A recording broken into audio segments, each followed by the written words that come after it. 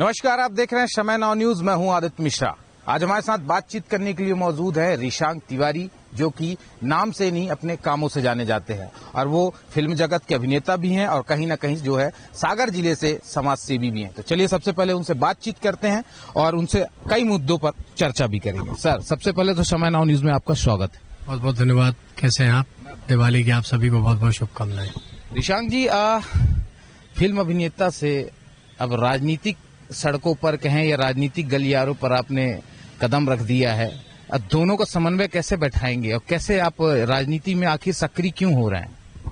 देखिए, अभिनेता में तो नेता पहले से ही होता है।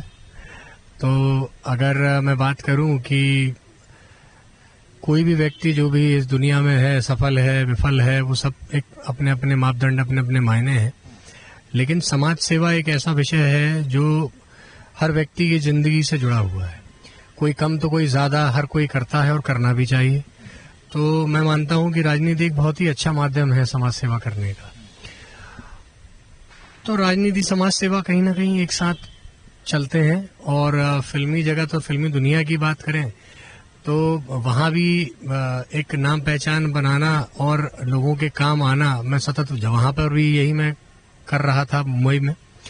और जब सागर आना हुआ मेरा, तो जब चुनाव के बाद जब मैं सागर आया तो मैंने देखा कि इसको मैं और वृहद स्तर पर यहाँ पर कर सकता हूँ, तो वो करने का आनंद ही अलग है।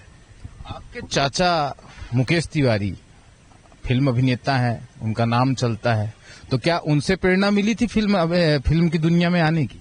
देखिए, बेशक ये तो होता ही है। जब घर में अगर बच्चा छोटा है तो अपने पिता को देखता है, चाचा को देखता है, ताऊ को देखता है, घर वालों को देखता है, माँ बाप से सीखता है बेसिकली। तो पहली कहना चाहिए प्रथम प्रेरणा तो मुझे वहां से अवश्य मिली, जरूर मिली। सागर जिले की धरती से या फिर मुंबई फिल्म इंडस्ट्री तक कितना चुनौतीपूर्ण रहा? अब जैसे मैंने कहा कि ये कि मापदंड सबके अलग अलग होते हैं, सक्सेस के मापदंड अलग होते हैं। चुनौती समझो तो चुनौती है, और नहीं तो अगर कुछ काम करने में मजा आता है तो उसमें आनंद की प्राप्ति होती है। बिल्कुल। राजनीति की अगर बात करें तो आपकी बड़ी माँ, जो कि सागर जिले से, संगीता तिवारी जी जो है महापौर हैं, और कहना चाहिए आपका पूरा परिवार जो है एक तरीके से फिल्म की दुनिया में हो या राजनीतिक दुनिया में सक्रिय तो है ही है। तो आप फिर फिल्म की दुनिया से राजनीति की तरफ आना, क्या युवा क्या चाहती है या आगे कोई आपने तैयारी कर रखी है कि राजनीति में आके हमें क्या करना है? देखिए, मैं मानता हूं कि नेता और अभिनेता जनता हमें बनाती है। जब कोई व्यक्ति आके आपसे कहे कि यार नहीं, ये कलाकार अच्छा है या ये नेता अच्छा है, तब आप नेता बनते हो, तब आप अभिनेता भी बनते हो। तो दोनों फील्ड में काम करना अनिवार्य है। सबके काम कार्य क्षेत्र निर्धारित हैं, और जब आप सतत काम करते हो, किसी भी फील्ड में आप संघर्ष करते हो कहना चाहिए, तो आपको अपने आप अपना रास्ता मिलता है। लेकिन दोनों को बैलेंस कैसे करते हैं आप, चाहे फिल्म की दुनिया हो या राजनीति की दुनिया? देखिए, फिल्म की जो दुनिया है उसमें तो आप जैसे अब कोई फिलहाल कोई प्रोजेक्ट अगर आता है तो मैं वहां जाता हूँ, शूट करके वापस आ जाता हूँ। अभी हालांकि इतना समय नहीं दे पा रहा हूँ क्योंकि समाज सेवा में और सारी चीजों में सागर में व्यस्त हूँ। और राजनीति का जो बैलेंस है वो तो मैं कहता हूँ कि ओवर टाइम काम है। दोनों काम जो है वो ओवर टाइम है। तो बैलेंस तो स्थापित करना बहुत असंभव सा मुझे लगता है। और मुझे लगता है कि जब तक मैं सागर में हूं तो समाज सेवा का जो मुझे माध्यम मिला हुआ है, मैंने एक संकल्प फाउंडेशन भी बनाया है, तो उसके माध्यम से समाज सेवा करने का अवसर मिला है, तो अभी उसका आनंद ले रहे हैं। आपकी सबसे फेवरेट फिल्म कोई? मैं बचपन से मुझे जैसा ध्यान है कि मैं अमिताभ जी की एक फिल्म देखा करता था, अजूबा। वो मैं गाँव जाता था तो गाँव पे भी देखता था, यहाँ रहता था तो यहाँ भी देखता था। तो मेरे जहन में मुझे याद है कि अजूबा मैंने कई बार देखी, 25-50 बार के ऊपर देखी होगी मैंने।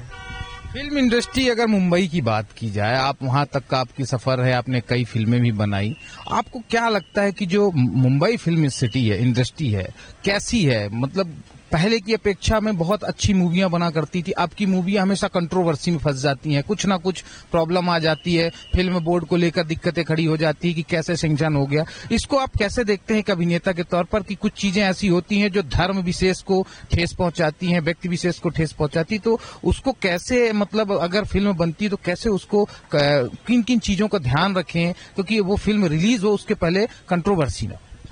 देखिए, फिल्म बनाने के मापदंड मैं समझता हूँ कि फिल्म मेकर्स, फिल्म का कल्चर हमेशा एक जनरेशन के हिसाब से बदलता है और बदलती जनरेशन के हिसाब से उसका कंटेंट भी बदलता है। और पहले हम देखें सेंसर बोर्ड इतना सख्त नहीं हुआ करता था, इतना अवेयरनेस नहीं था, ना कि लोगों में आज की डेट में सोशल मीडिया की वजह से भी बहुत सारा अवेयरनेस आ गया है लोगों में।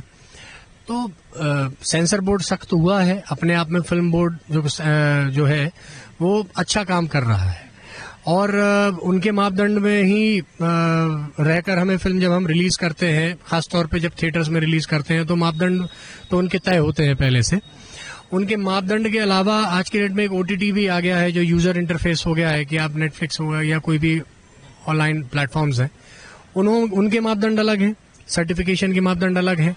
जहां तक बात है कि लोगों की भावनाओं की जो आहत होती हैं, तो बिल्कुल फिल्म मेकर्स को इस चीज का ध्यान रखना चाहिए कि किसी पर्टिकुलर व्यक्ति विशेष को टारगेट ना करें या किसी की भावनाएं आहत ना हो उससे।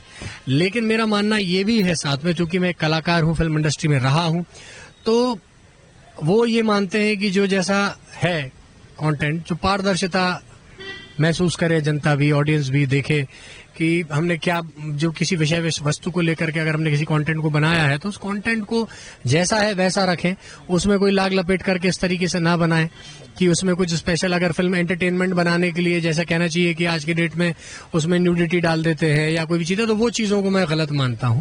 कंटेंट जो जैसा है, हाँ ऐसा नहीं है, पहले भी कई फिल्में बनी हैं, समर भी बनी है, श्याम बेनेगल जी ने कई फिल्में बनाई हैं, तो गंभीर से गंभीर मुद्दे को, सेंसिटिव से सेंसिटिव मुद्दे को दिखाया इस खूबसूरती से है कि वो अभद्र भी नहीं लगा और वो मैसेज भी कन्वे हो गया। तो इस चीज का ध्यान फिल्म मेकर्स को तो रखना चाहिए। मेरा आखिरी सवाल आपसे, जो काफी महत्वपूर्ण होगा आपके लिए भी, सागर जिले के युवाओं को आप क्या संदेश देना चाहेंगे, क्योंकि वो आपके कहीं ना कहीं सपनों के पीछे भागते हैं, तो इस पर आपकी क्या राय है? सागर जिले के नहीं, मैं पूरे इवन प्रदेश के और देश के युवाओं को मैं संदेश देना चाहता हूं कि काम के पीछे तो जाना ठीक है, लेकिन पहले आप काबिलियत पैदा करें अपने अंदर।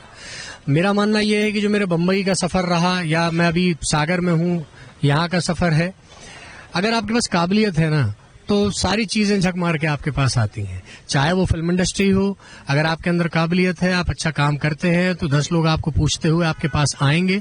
समय लग सकता है आज की डेट में, क्योंकि मार्केटिंग का भी एक बड़ा उदाहरण सभी देख रहे हैं कि मार्केटिंग का भी युग है ये, लेकिन समय जरूर लग सकता है। लेकिन अगर आपके अंदर काबिलियत है, आप अपने अंदर अपनी साधना खुद ही करते हैं, जिस भी रिस्पेक्टिव फील्ड में आप हैं, तो मैं समझता हूं कि आपको सफलता अवश्य मिलेगी। बहुत बहुत धन्यवाद बातचीत करने के लिए आपका। तो ये थे अभिनेता, फिल्म अभिनेता रिशांक तिवारी, कह सकते हैं समाज सेवी भी हैं और अब कहीं न कहीं जो है राजनीतिक गलियारों में भी कदम रख चुके हैं। स्वाभाविक सी बात है, युवा हैं, तो उन्होंने मध्य प्रदेश के सभी युवाओं को लिए भी एक बड़ा संदेश दिया है कि अगर आपके पास काबिलियत है तो हर कुछ आपके पास खुद चल कर आएगी। कैमरा पर्सन आकाश के साथ आदित्य मिश्रा, समय नाउ न्यूज, भोपाल।